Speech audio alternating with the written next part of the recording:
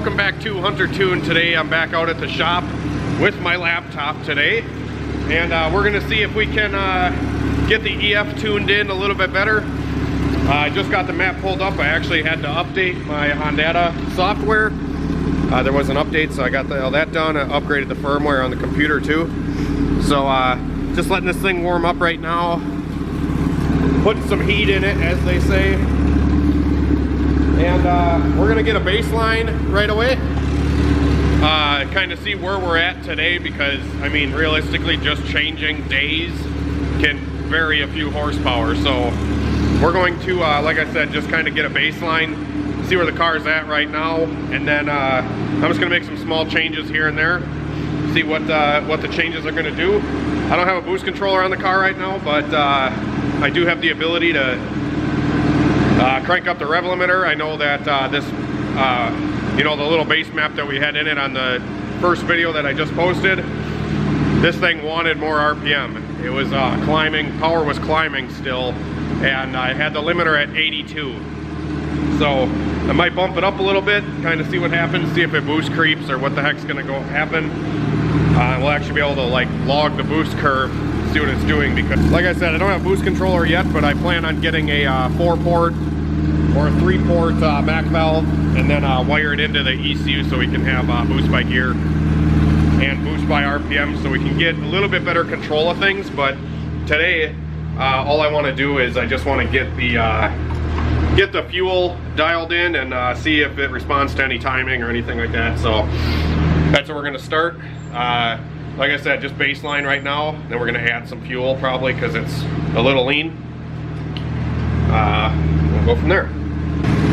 So these are the two runs that I got in the last video, and you can definitely see Vtec might want to be lower, because at 5500 is where Vtec was before, and you can see that's when it really spiked up.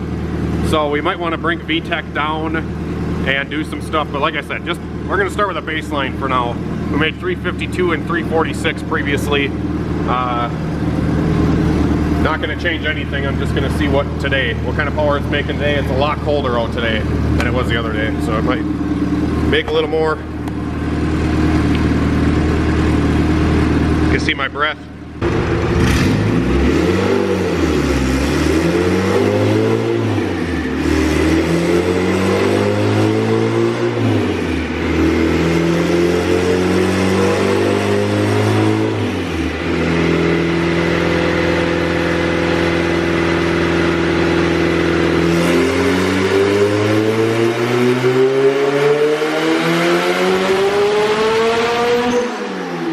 Being colder, it's a little leaner, and up top, on the top end of that pole, the boost went, like it lost boost up top.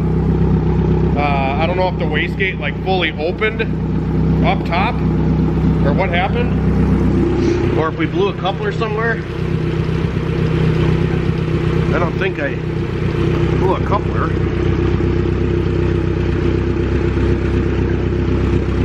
All tight yet. Oh, sure shit. Blew a coupler right off the turbo here. I have to fix that. Yeah, I never touched it from the fab guy, so yeah, she needs to be tightened up or something. So I gotta fix that boost leak. Whoa, open up. Ooh. Okay, so further investigation, I did find that the coupler popped out because the compressor housing isn't tight. So I didn't double check this stuff after I got it back. So you can see the bolt back there is backed out right now. So I got to try to get this compressor housing clocked back up, so this pipe fits back into here, because that's what happened, is the compressor housing must have rotated down and pulled out of the coupler there. So I'm gonna try to get this fixed and see if I can't get it back together. Top Don to the rescue once again. This little jump pack, I'm gonna link it down in the description. This jump starter has saved me a few times now.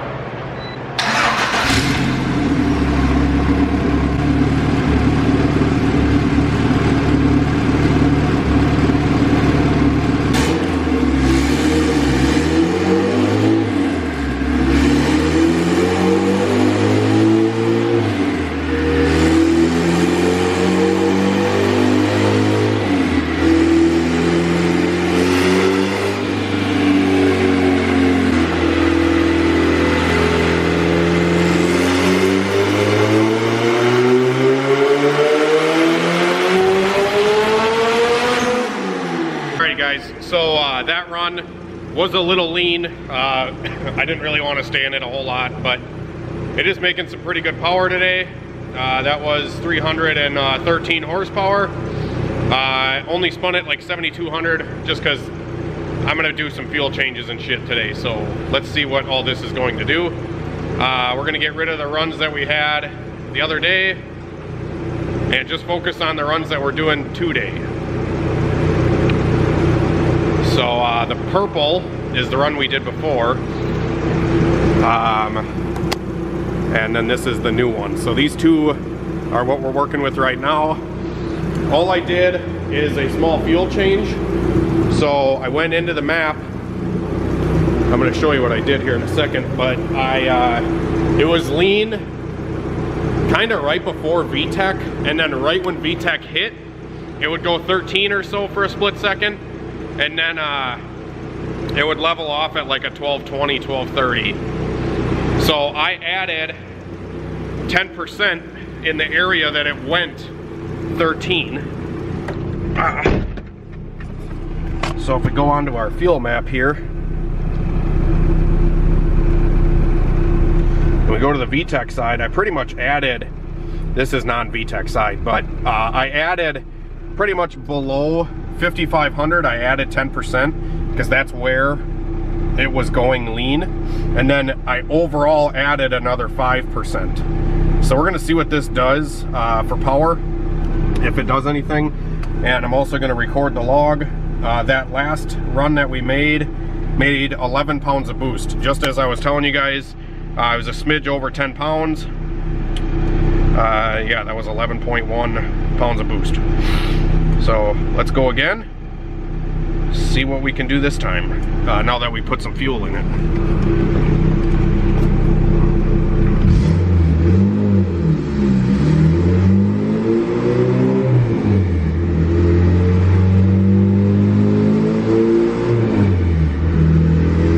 Grind them till you find them, right? All right, 185 degree temp right now. 188. Let's start the log.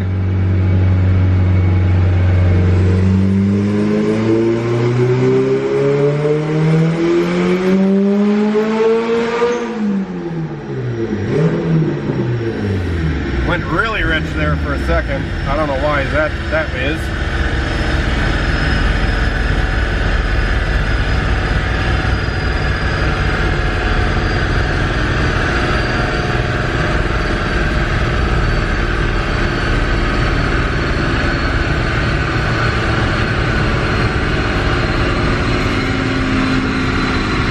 So we're gonna try to clean that up again here. I don't know what happened there, why it went that rich. I only added 5%.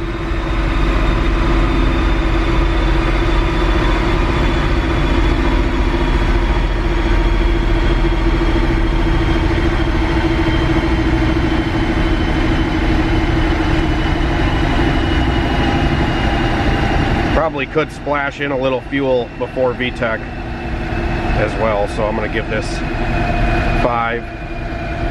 We're going to go back over here, try to figure out why it went rich.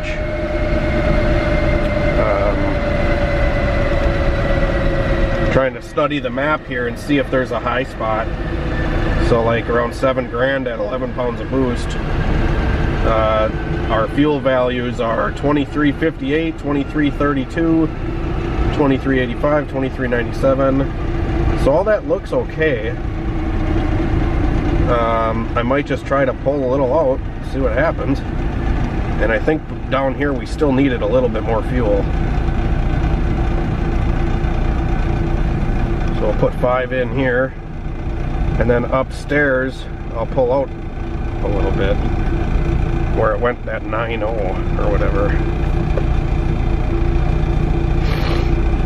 Alright, we'll try to build the shape here a little bit.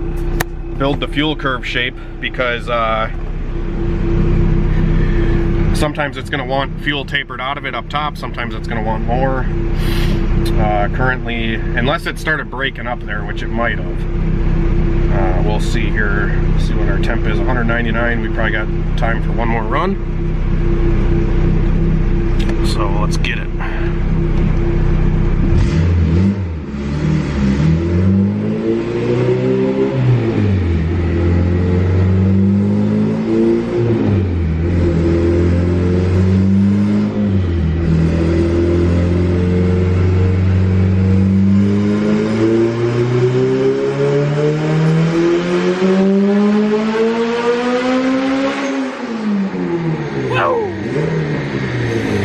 it that time. That was making some stink. That was making some stink. And I stayed in it. The air fuel looked perfect that time. Hell yeah. Let's go to our graph here.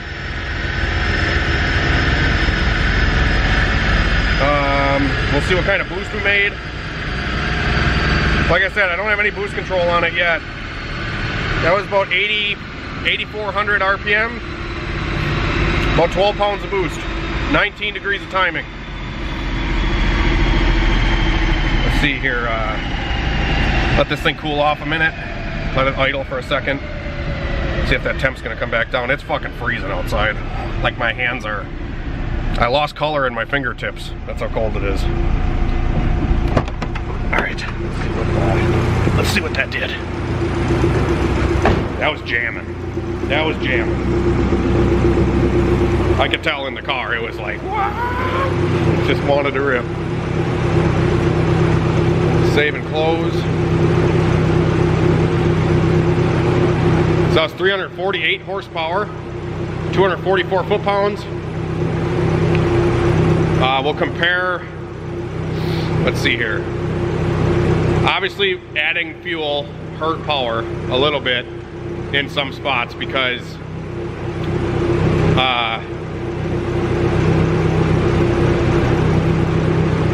obviously lean is mean, but lean is also hot.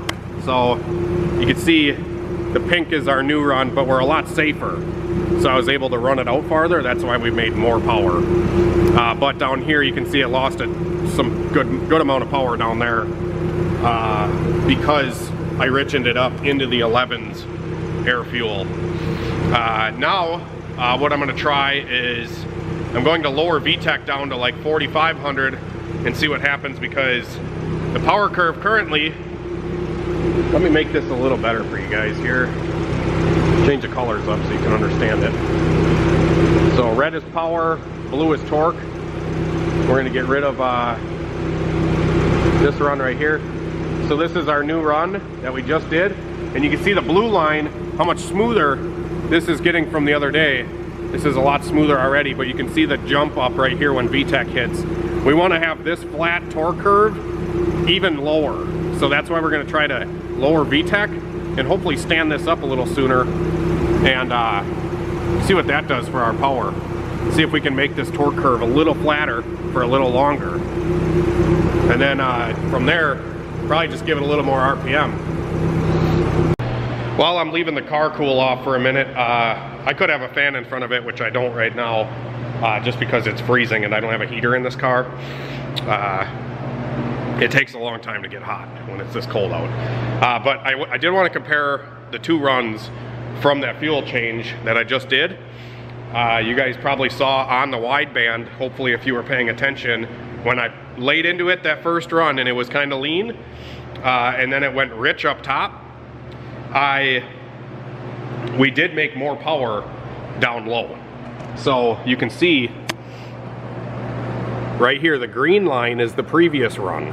The green line only made 313 horsepower because I only revved it to like 7,000 RPM or 7,200. But you can see the green line made more torque. And if we follow the torque line, which is this one right here, you can see down low, when I said, oh, I'm gonna splash some fuel in it before Vtec, that's what it did to the power curve right there, guys. I mean, we lost, let's see here, 200 foot-pounds at 5,000 RPM versus 189 foot-pounds. So we lost 10 foot-pounds of torque in the mid-range here by fattening it up one fuel point. It was like 1250 and we went down into the 11s and it was 10 foot-pounds of torque lost from that fuel change. So obviously you want to draw a fine line of safety but also making efficient power, and it's kind of tough with these things to know, like, you know, where you should keep it lean and where you should keep it rich. Technically what I do for the most part is I like to actually run them leaner coming into boost. So like right when you first stab into it and it's building boost, you know, on the come up here, it's not at peak torque yet. This is not peak torque, this is the come up, you can see. Once we hit peak torque, which is right around 6,000 RPM right now, that's when I want to have the fuel fat. You know, because you're making power, you're at your peak torque, and you're just carrying it at that point. So that's kind of when you're in a sustained state of, you know, just the engine's working at a steady state. That's when I kind of just want to keep it fat. That's at least how I do it. Like I said, that come up, I might pull that fuel back out of it down low before Vtec, because I like to spool my turbo faster, and the more power you can make while you're on the come up, the faster the turbo is going to spool. Some people say like, oh, running it richer spools the turbo. No, that's all a bunch of bullshit. You want to make as much power as you can before peak torque. That way you can hit peak torque faster, if that makes any sense. I'm just babbling at this point, but I hope some of this makes sense and you guys learn something from this. So our next change, what we're going to do is we're going to leave Vtec, the Vtec fuel map, I'm going to leave alone. So once it hits Vtec, I'm going to, you know, just kind of leave that. I'm going to pull out 5% of fuel before Vtec, and I'm going to lower the Vtec point, which is going to make this jump go away, I'm hoping. So if we lower it even to 5 grand, hopefully this will stand up a little sooner. So that's what we're going to try. Also, the faster you can get Vtec to crack, so the earlier you can bring Vtec in, the faster the turbo is going to spool as well. So that's, like I said, that's what we're going to try. So I'm going to get back in the car.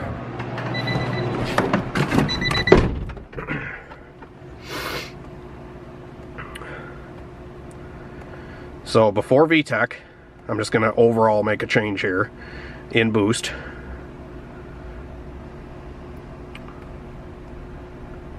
We are going to pull 5% fuel.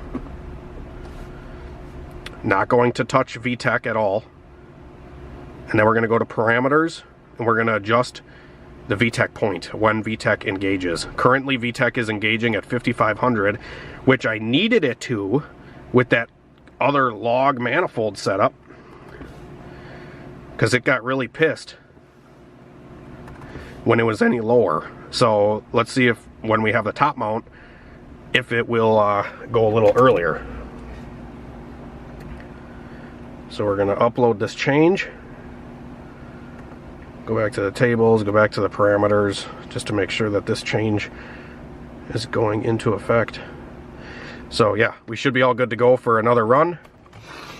If everything goes good on this one, I will probably stay in it a little longer. The rev limiter is at 95 right now, and the more we rev this thing, the more power it's going to make. So I might, like I said, I might try to just rev it a little higher. That was like 83 or 8400 that time. Maybe we could spin it 9 grand, 92. It's just hard to tell in the car because I'm trying to watch the wideband mainly, but I think I know that up top fuel is good, so I might be able to glance away from it for a second. But the tach in this car only goes to 8. So if it's past 8, it could be 85, it could be 95. It's hard to tell.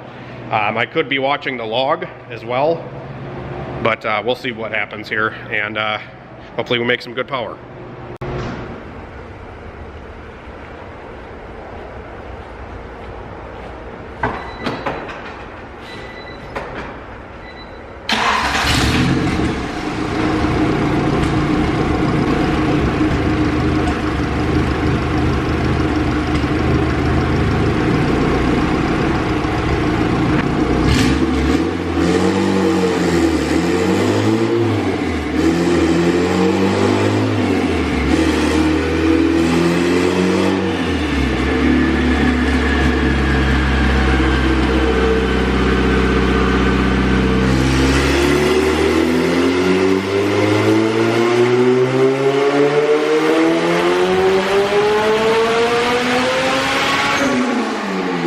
So unfortunately, on that run, we started blowing the spark out because I tried revving it higher, more RPM or more boost or the combination of both. You got to make sure your ignition system can handle it, and got to go small on the gap. So we're gonna have to pull the spark plugs out of this thing and gap them down a little bit to get more RPM out of it. I don't know if you guys could tell up top it started spitting and sputtering. It's just because the spark plugs were not up to the task. However, we did make a huge improvement in the mid-range, just as I expected. I didn't even lower the Vtec that much, but we're going to compare here. Let's see, what color are we going to play with today here? What do you think? Black? Let's go black. So these are the two runs we're comparing. That run made 355 horsepower, only revving it, I want to say, a couple hundred RPM farther, like 300 RPM farther, made almost 10 more horsepower. So here is the jump I was talking about. This black line is our new run, and you can see how much bigger that torque curve is getting. We're making it even larger. I wouldn't doubt if we can maybe even lower it farther. You can see the split right here and the split right there. Huge difference. Didn't really change anything else. As you can see, it pretty much overlaid everywhere besides right here. Made a big difference. So in torque numbers, let's see, 5,200 RPM, we were making 225 foot-pounds on that run. And the previous run, we were only making 195 foot-pounds. So 195 to 225. Let's see, I'm no math magician, but that's 30 foot-pounds of torque. That's pretty substantial if you ask me. So I might try to lower Vtec even a little bit lower, maybe down to 45 or 4,400. And then I'm gonna gap the spark plugs down and see if we can spin this thing 9 grand. And that's probably gonna do it for now because we don't have a boost controller and we've already made some pretty good headway. Well guys, I got the spark plugs out of the car. Give you a little bit of look at them. These are really old plugs and this car does burn a little oil. I don't know from the valve seals or if it's a ring seal issue, but that's why you can see some deposits on the end. It's kind of like a little ashy looking. So you can see on the end of the plug there, it's kind of ashy. And that's just because of the deposits, the oil deposits and stuff like that. But I made a mistake that I always give you guys crap for. I thought when I put these plugs in I had gapped them, but it's been a while and I've been kind of out of commission with this car for a little while, so I don't know where the gap is, and the gap is like 40 thousandths on these fucking plugs. So I'm gonna gap them down to like 18 and we should be good. I might run them to the wire wheel real quick as well, just kind of give them a little redneck tune-up.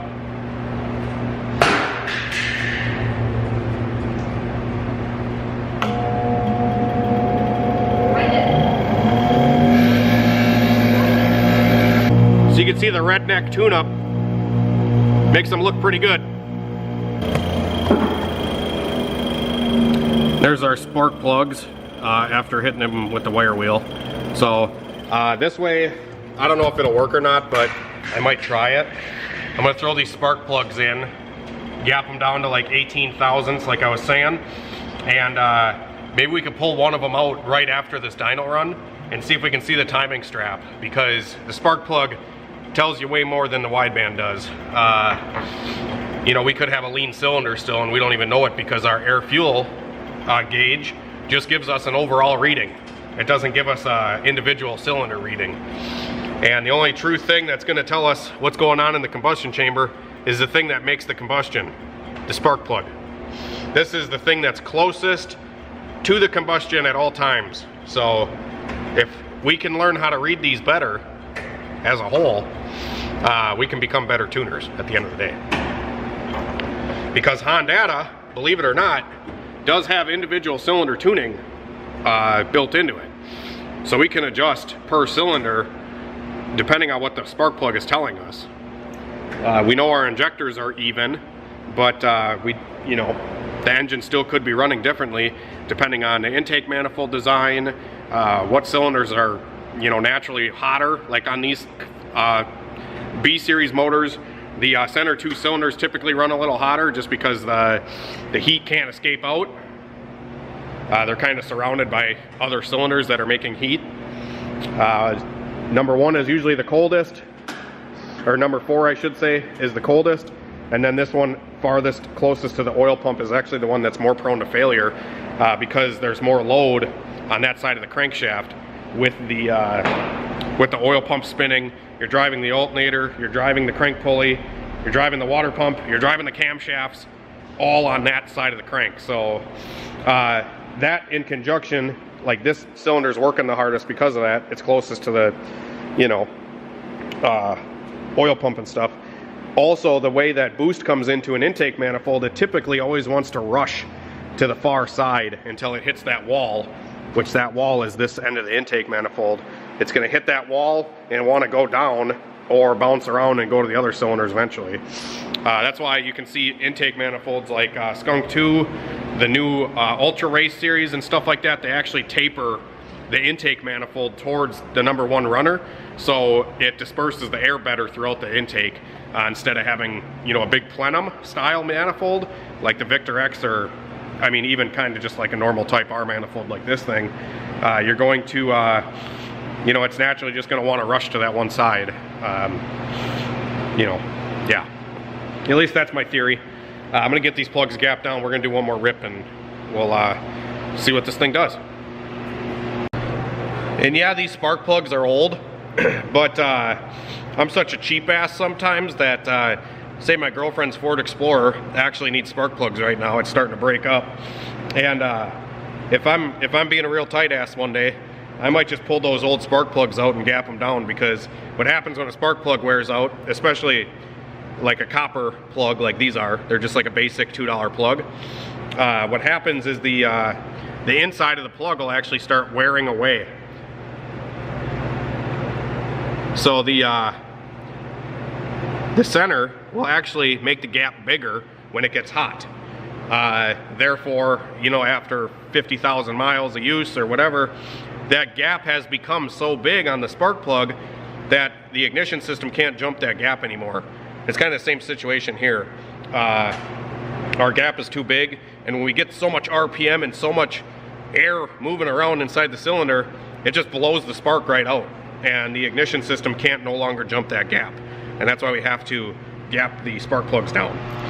So I'm gonna chuck them in, and then we might pull one of them out afterwards. I did just do a redneck cleanup on these things.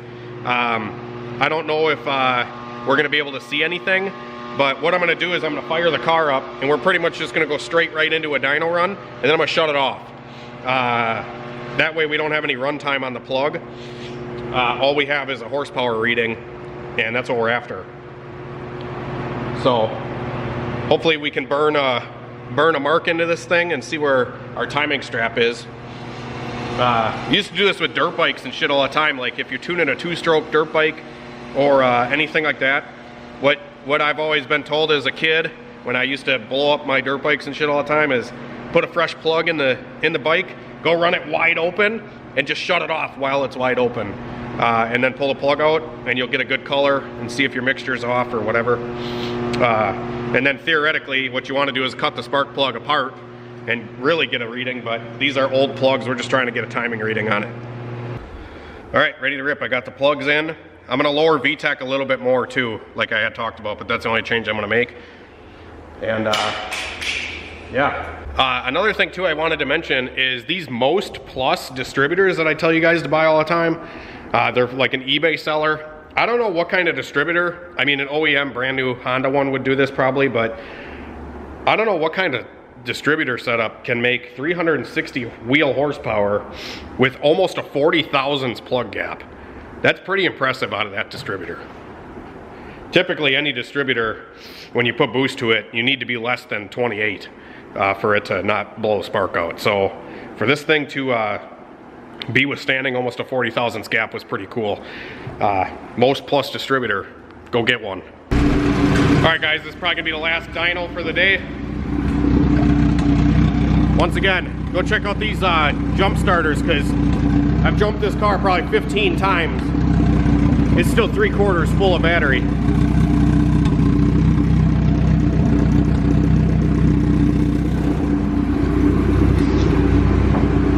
And I literally can't start this car without it, because it is super dead. The battery is shot.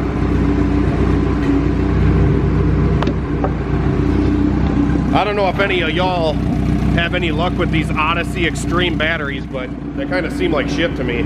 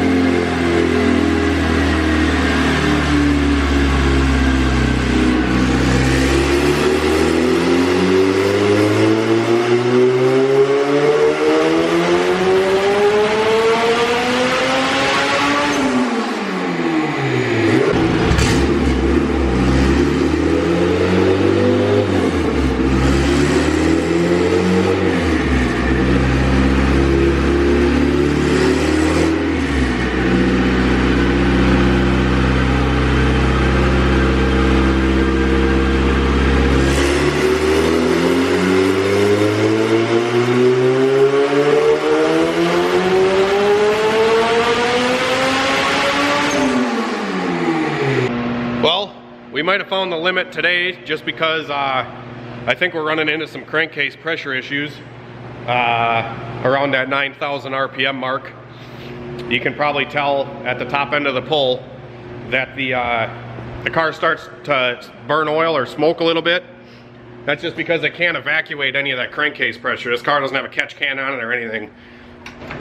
So that's probably another thing we have to look into, is getting a catch can on this thing. And yeah, but we did pick up a little bit more, lowering Vtec down even farther. And we made 364 horsepower. And that curve is looking so much better. The dyno is off by about 500 RPM. This was 9,000 RPM that I ran here. But this car is coming together exactly how I want it to. You can see how broad that torque curve is. I mean, we have from 4,000 to 9,000 of flat torque. That's 5,000 RPM of peak power. 5,000 RPM of peak torque. Flat torque. That's like a Tesla. That's awesome. We can improve on this from here, I guarantee it. But for now, yeah, I think this is awesome. This is a great start. We'll probably play around with it a little bit more, see if we can make 400 horsepower on fucking barely any boost. But this is why I sized this turbo the way I did, and why I always tell you guys that don't over turbo your car, because if you put too big of a turbo on, well, that torque curve that I got, you're only gonna have for 1,500 RPM or 2,000 RPM. I have it for 5,000 RPM, so you may make 300 more horsepower than me, but you're only making it for this amount of time. I'm gonna be way out in front of you. Just comparing what we did the other day though on that base map, this is so much better. And you can definitely tell, like, we are starting to nose over around 80, this is probably around like 8,700 or so. We are starting to nose over. That's when the setup's just getting a little inefficient. The cams are running out of breath, and yeah, it's just kind of time to quit right around that power level. So I'll probably set the rev limiter around 9 grand, I don't think there's going to be really any point in revving it higher than like 9. But holy shit, this is awesome. This is a great start, and we can only improve from here. If we have this big of a power curve, it's going to tear this car apart. I got to do bushings on this thing. I got to do a whole bunch of shit on this thing to have it actually withstand the power plant. So yeah, a lot more stuff to come, guys. I really appreciate you watching and subscribing and liking this content. It just kind of drives me to do more every day. So let's compare the base map run here the other day that we did.